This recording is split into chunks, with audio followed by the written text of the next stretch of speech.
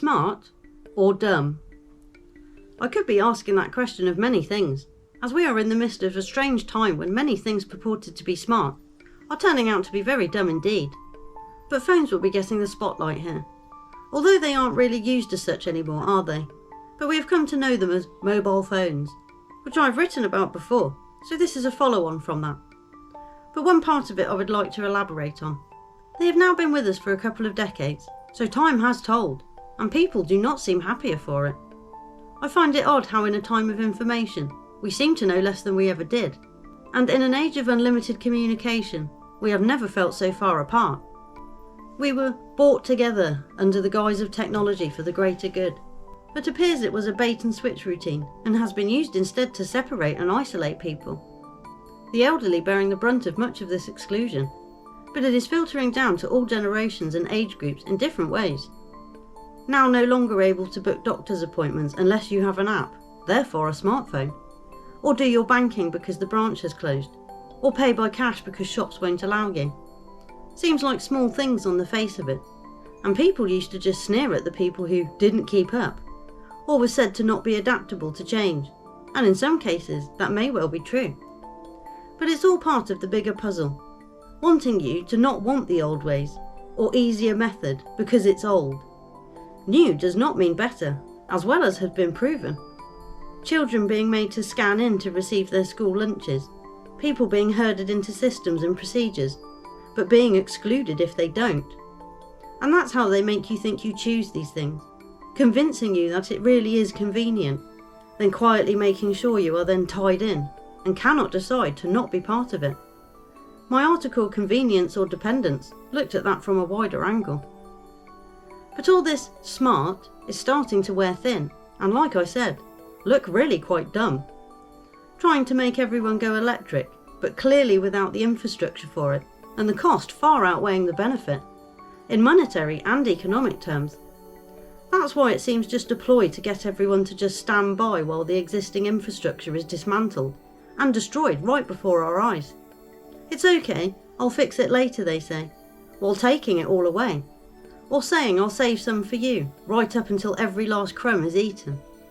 At what point do people recognise they are full of shit? And then at what point do people admit it, followed by doing something about it? Too many systems already have tied people up in knots, made their everyday normal life a chore and a hassle just to be able to navigate what used to be simple processes, pretending to make things easier, but clearly just trying to bottleneck people into procedures for their utopic idea of a controlled, medicated and monitored population. And people do keep handing themselves over to them to do this, so I get why it continues. It is a very well laid trap. Like I've said before, it's like the Hydra, with each head being a branch of society, which at some point you will inevitably turn to, for education, healthcare, finance, or just being allowed to live by way of birth certificate, an issued number, and licenses thereafter. If you try and cut off one head and walk away, another has you. Now they want to upgrade that system and scan you, have your biometrics and life data stored. All sounds totally normal, doesn't it? But as I said, it's just an upgrade. From our registries at birth, marriages and deaths, taxes and censuses wanting your personal information to be manually compiled, we have now moved on to the Digital Doomsday Database. For these new technological times they have ushered in, we will be subject to their smart systems. Keeping in mind the smart bit isn't for us, it's for them. Funny as well that they call the underground bases dumbs, meaning we get left with the smart and they get the dumb. Don't forget, words and their meaning really are important. But the whole smart system is to make it easier for them to monitor and manipulate with them accordingly, with no real advantage to people on the ground now, it would seem, with their price gouging and greed now out there for everyone to see. It was never about helping people, or looking after the public, or trying to help create a better life for people at all.